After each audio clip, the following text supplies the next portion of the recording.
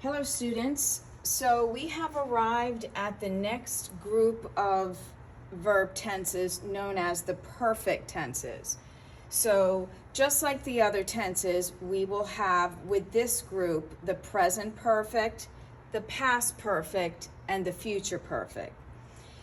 This group of tenses is known as the more advanced tenses compared to what you were used to. To start off with, the name itself, in my opinion, is a bit confusing. It's called the present perfect, but this tense refers to the past. So I'm going to do this tense a little bit differently in that I'm going to show you how to form it before I talk about when and how to use it. So to form this tense is not too difficult. Basically, we'll take the subject and we'll use have or has and the past participle. Okay, so let's go through it. I've just obviously noticed a mistake I made, but that always happens, doesn't it? So, I have been, you have been, we have been, they have been, he has been, she has been, it has been. So a couple things to note here is that you have to make sure you're conjugating the verb to have correctly for each subject. And the second thing I've noted here is that when we use the conjugation has, the S is pronounced like a Z, as in Zulu, not an S, as in Sierra. So there's a vibration in the sound there. It's he has been, or she has been, or it has been. So again, to form it, we will put the subject, have or has, and the past participle. So if you have not done so already, this is the time to go ahead and get yourself a copy of verbs that list the main verb, the simple past of the verb, and the past participle, which also sometimes they call it verb 3, I believe. Okay, let's look at the next slide here. So we can contract this tense as well. So in the affirmative, I have been would become I've been, you have been, you've been, we have been, we've been, they have been, they've been, he has been, he's been, she has been, she's been, it has been, it's been. So a couple things I want to say about this. The spelling, B-E-E-N. It surely looks like we would pronounce it bean, like a bean that you eat, but it's bin, which sounds exactly like the spelling B-I-N. Okay, the other thing I wanted to mention is right here, he's and she's. Because remember, when you see that, most of the time you will automatically think that it means he is or she is. But you have to be careful because when it's followed by a past participle, it is a contraction for he has or she has, not he is or she is. All right, let me go through the pronunciation of just those contractions once again. So that is I've, you've, we've, they've, he's, she's, it's. Okay, now we will look at how to make it negative and negative with contractions. So basically, we'll put the word not between the have or has and that past participle. So, some examples. I have not been. In a contraction, it would sound like I haven't been. You have not been.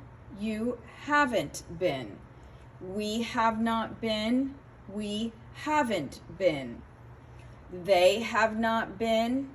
They haven't been. Real life example could be they haven't been to Busch Gardens yet. Okay, he has not been. He hasn't been. She has not been. She hasn't been. It has not been. It hasn't been. And again, with the S, even in the contraction, it's pronounced like a Z. Okay, so now we will come to yes, no questions, which just as in the other verb tenses, it's the same thing.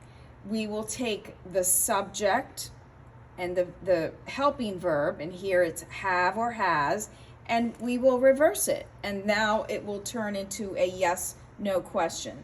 So I have been would become have I been. You have been would become have you been. Have you been to Disney World? We have been, have we been? They have been, have they been? He has been, has he been? She has been, has she been? It has been, has it been? Okay.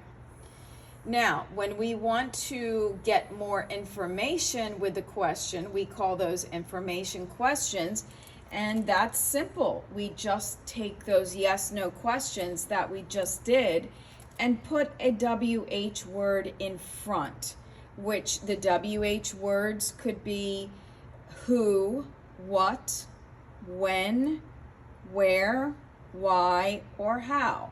So for this example, I chose where. Where have I been?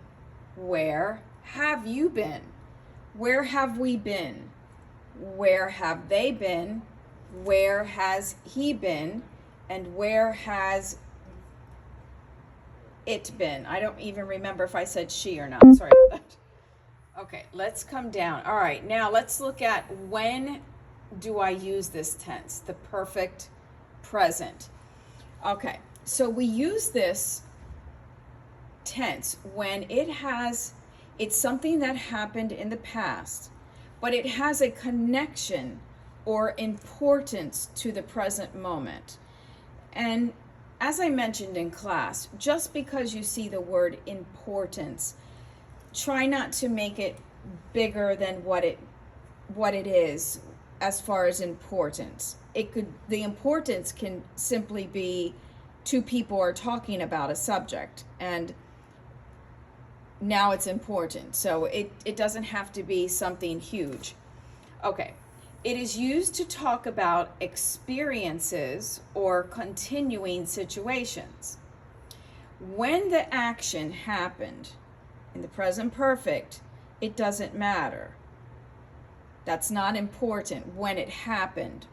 What's important with this tense is that it did happen.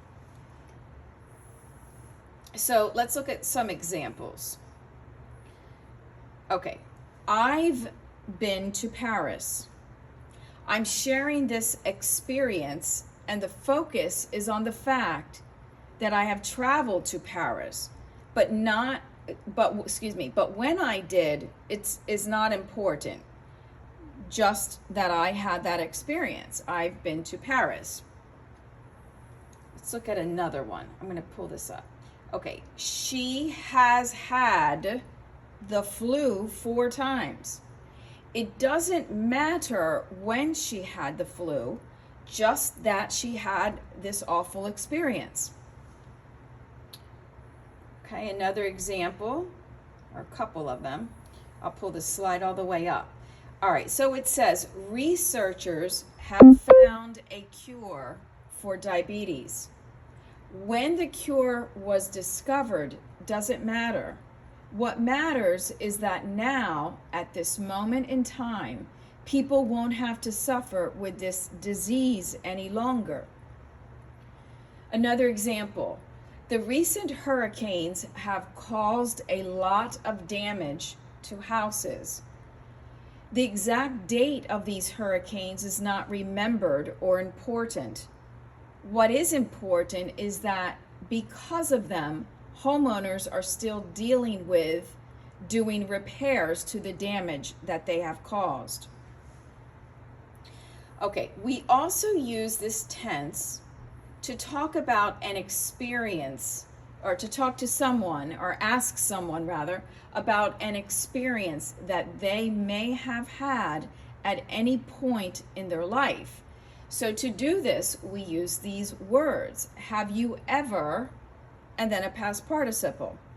So we can look at a couple examples. Have you ever eaten sushi? Again, if you ask someone that question, the person asking doesn't care when you ate sushi, if you did. They just want to know if you have ever had that experience. When is not important, if you did have it. Have you ever seen the movie Grease? At any point in your life, have you seen that? Have you ever had a flat tire? So again, if the answer is yes, it doesn't matter when. The person asking you isn't looking for when you had a flat tire in your life, but simply, have you ever had that awful experience of having a flat tire? Have you ever been to London? Have you ever studied French? Okay. And lastly, but very importantly, we use this tense to soften what we are saying to avoid sounding abrupt, curt, which is like short, or rude. So for example, if your boss asks you if you are still working on a report and you finished that report an hour ago, how would you respond to your boss? You could say, I already finished it, or I've already finished it. So the best answer here would be the present perfect. I've already finished it. It just sounds less abrupt and softer. Okay, let's look at another example of when we would use the present perfect for politeness. We'll say, you're invited over to someone's house for a visit. The family is just sitting down to eat dinner and asks you if you would like to join them. You are not hungry because you just ate dinner before going to their house. How should you respond? Well, you could say, no thank you, I already ate, or no thank you, I've already eaten.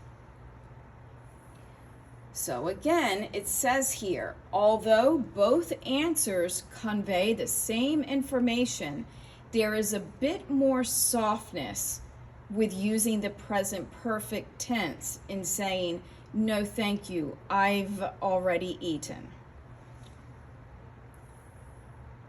Okay, and we've got another example here. Someone invites you out to go see a movie, but you went to the movies last weekend and saw it. So how should you decline this invitation? You can say, I'm sorry, I already saw it, or I'm sorry, I've already seen it. Again, both of the sentences are telling the listener, you're not going to go because you would be repeating the same movie, watching it. But there is a better choice, and you know what it is. It sounds a little more gentle and less abrupt in saying, I'm sorry, I've already seen it. So, using this tense, the present perfect, in my opinion, it really puts your best foot forward in speaking. You will start to sound a little bit more refined in your English. However, at this point, if you are, excuse me, a beginner, don't worry about it. Just take away what you can with this tense, even if it's simply knowing how to form it. And in time, you can start incorporating other uses for the tense. So that's all, and I will see you on the next one.